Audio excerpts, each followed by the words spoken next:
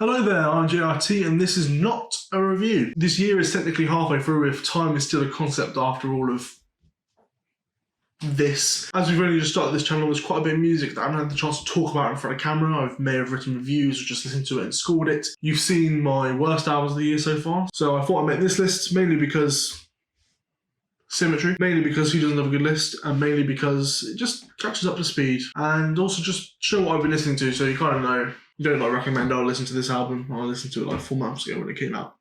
That's fine. That hasn't happened because no one's really commented, but it's okay. It's great. It's fine. If you wouldn't mind though, liking and commenting, your thoughts below. What's your albums of the year so far? Can you guess what mine are? Maybe. Let's find out. I've selected 25 projects, all LPs, and all of them have received a rating of at least 8 and above. 28 projects have received an 8 so far this year, but 3 of them are EPs, which I've already covered in my first episode of EEP. You can see the link, should be up here somewhere, or there, I don't know. I think it would be there. We'll quickly run through the bottom of the list and then get to focusing on the higher albums that I love more and have more to talk about, because I like more about them. Good? Sound good with you? It's good with me? Ready to go? Let's been rolling. Nice. Right.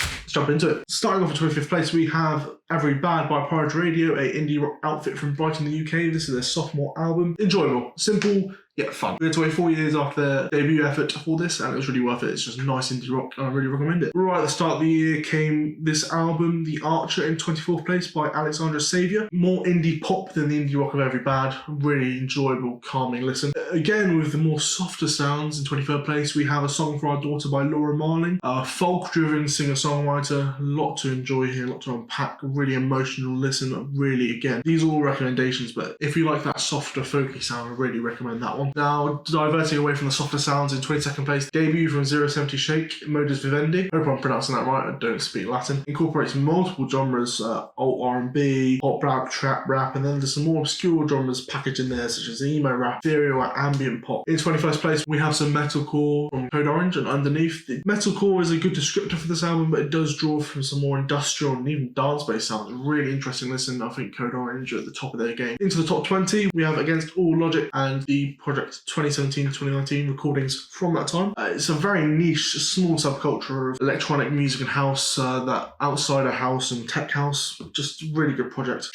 In 19th place, proving pop punk isn't quite dead, we have Slotface with Sorry for the Late Reply. There's some solid cuts all over this, and whilst it certainly isn't groundbreaking, it is really fun. And in 18th place, the pop punk continues with Jeff Rosenstock's latest project, No Dream. Whilst Slotface have that youthful energy, and Jeff Rosenstock has the experience to write and perform pop punk bangers. But this also does include some more harrowing lyrical moments on it. Posthumous album from Pittsburgh rap legend Mac Miller comes into 17th place. Yes, whilst the context of the album certainly impacts the project and makes it, in my opinion, more powerful, just at face value, the lyrics are so mesmerising and moving. Good News is just a fantastic single that always makes me feel a sort of way when I listen to it. Certainly a rare example of finishing a project after an artist's death, done properly, done with respect. In 16th place, we see pop princess Carly Rae Jepsen with the B-side of her project from last year, and I think it just shows her synth-pop dominance, that she can take scraps from her album and have it be better than 90% of other sounds. In fact, I think I prefer the B-side to the A-side. It's just track after track of solid synth-pop songs. In 15th place, and the last 8 ratings, so the best 8, is now the defunct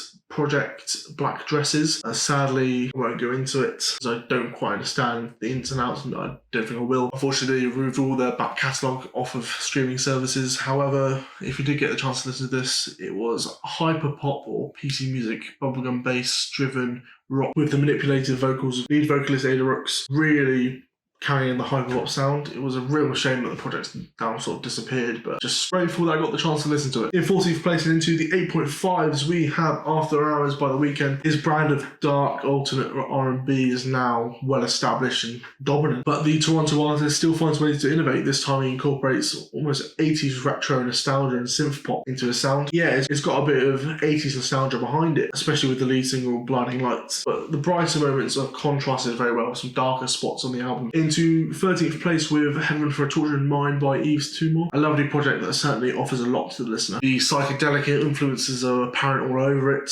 but they're combined seamlessly with art rock, creating a very catchy yet chaotic. Just slightly above that project in 12th place was Perfume Genius's Set My Heart on Fire Immediately. It's universally acclaimed and I completely understand the hype. It just didn't quite connect with me as much, but I really admire the craftsmanship throughout the project. It's a polished and really powerful combination of power pop, combination of chamber pop, art pop and ambient pop. There's some other sounds and genres incorporated as well. I really enjoyed the funk flavoured On the Floor, but this thing just bounces and skips between genres seamlessly. In 11th place, the Strokes are back and doing very well on their latest album, The New Abnormal. Julio Casablancas and Go have a sound. They've taken it, refined it and improved it. Almost okay, yeah, earlier efforts into a similar sort of vein was a bit of a mixed bag. They've really nailed this sort of unique indie rock synth-driven sound. However, sometimes they do strip back the bells and whistles of synth-pop inspirations, including Bad Decision, which to me just screams noughties indie. Now into our top 10. 1-0.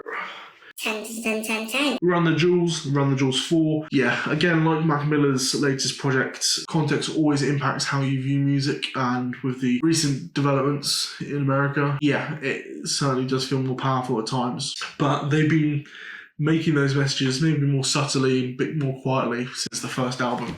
And unfortunately, they're still having to say it even louder this time. Like a few of the other projects I've selected on here, it is a case of someone or a group taking their sound that they're known for or they've been working on for a few projects and just refining it and improving it. So the production's top notch, so the bars, the delivery, the beats, the energy is just high.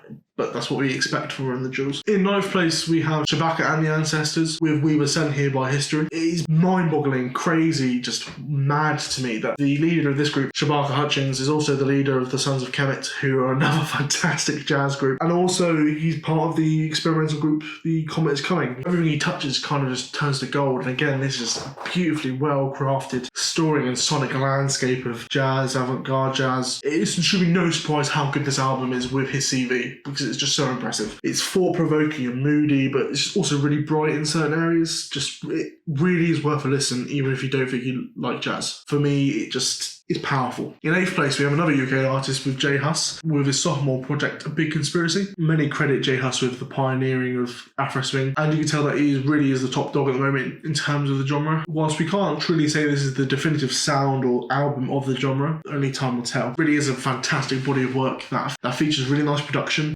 really strong examples of dancehall beats that the genre is built on. And in 7th place with Alfredo, the collaboration between Freddie Gibbs and The Alchemist. Gibbs has just been prolific for the past decade. I think it's an album every year apart from 2016, since 2013. Two of those projects he famously collaborated with the fantastic producer Madlib, created firstly Piñata and then Bandana. He also has previous with The Alchemist after their freeway collaboration on the EP Fetty with Currency. The result of this collaboration though is a fantastic gangster rap album that just further proves the consistency of Gibbs, no matter who he collaborates with. It does lean towards jazz rap at times, but it is just a really well polished example of the genre of gangster rap. However, whilst it is a really great project, it doesn't bring anything new, doesn't really innovate. It's just good, but not outstanding in the sense that maybe a 9 or a 10 would be. In 6th place, we have another established musical act, however, on their debut album with Hayley Williams and Petals for Armour. Obviously, most people will know her from her Paramore fame. She's always part of Paramore. This does jump through genres a little bit. Your art pop and art rock combined with more folky and acoustic sounds of singer-songwriter. I find the production quite sharp,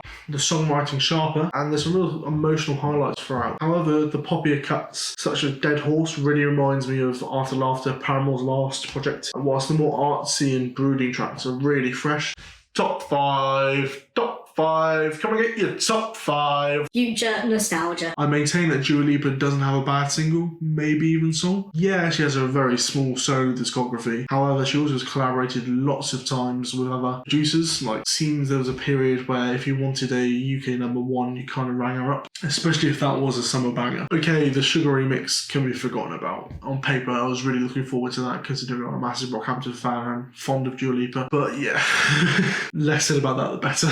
It's a remix though, so it doesn't count, okay? The singles of this were fantastic, And the songs that weren't singles were just as good. There's a real retro-driven sound in this, synth pop and disco pop, and sometimes a funk flavour at times. Probably my mainstream record of the year so far. Our final 8.5 rating goes to another debutante in 4th place, Public Practice, and the album Gentle Grip. How could a band be this good on their debut? It just really blows me away. Post-punk influences on it. Art rock, a la Parquet Courts, who have already asked Public Practice to come tour with them. I think that's been postponed, but that's even before they release this album. Numerous singers and instruments are given time to shine on this. Normally when a project swerves this hard from genre to genre, you kind of get whiplash and it kind of gets a bit confusing and I get a bit put off. But this album really gives every idea its all. It seems to have crept under the radar a little bit, but it is honestly brilliant. Go and listen to it. Now into our top 3 and our only 9s of the year. No 9.5s yet or a 10. We'll start with Charlie XCX's latest effort, How I'm Feeling Now. Okay, yeah, we've been slightly inundated with quarantine records, that's to be expected. But this is honestly really impressive considering that some of the producers never met. There was hardly any studio time in this, if any. There's a clip of Charlie during an interview saying that hyperpop is the future of pop. And she's the one bringing it into the mainstream of projects like this. Despite how robotic and non-human her voice may sound at times, like a computer, there are some real emotions and lyrics that just feel so cripplingly real. In 2nd place is my favourite grime project of the year so far, with Footsie and No Favours. One half of Noam Generals, he's finally, after I think 16 years in the game, maybe 20, released his first LP. And God, was it worth the wait. The lead single, Pepper Stew, remains stuck in my head, one of my favourite singles of the year. And this is just so well crafted and polished, written for a grime album. Normally a grime album can have that raw energy to it, but this feels so authentic yet proper. This is the sound of someone who's been working on their genre for years and is really at the top of their game. Finally, in 1st place, we have another debut. I think it's quite surprising that out of my top 3 were debuts. Sawayama by Rina Sawayama. Again, it leans into that retro nostalgic feeling, this time the noughties with noughties pop rock and new metal influences. Again though, there's some cuts on here that are so authentic, raw and just transparent emotionally underneath the heavy sounds. It really leaves me anticipating Sawayama's next project. Like the singles of it, whilst they were poppy and feel this is a pop album, it doesn't feel commercial, it doesn't feel like it's formulaic. It's so fresh, genuine, it's just fun. Songs like Comme des Garçons get stuck on my head. XS, just the breakdowns and the guitars all over this, it's something new and it's something exciting to me, and I can't wait for what she delivers next. And that's all from me. Hopefully the 2nd half has some contenders for the throne of best album of the year in 2020. We'll wait until December for that. I can't wait to share my thoughts with you on some LPs over the next 6 months. And if you want to hear those, subscribe down below. Tell me, what was your favourite LPs down below? I'd love to know. Thanks for watching. Stay safe.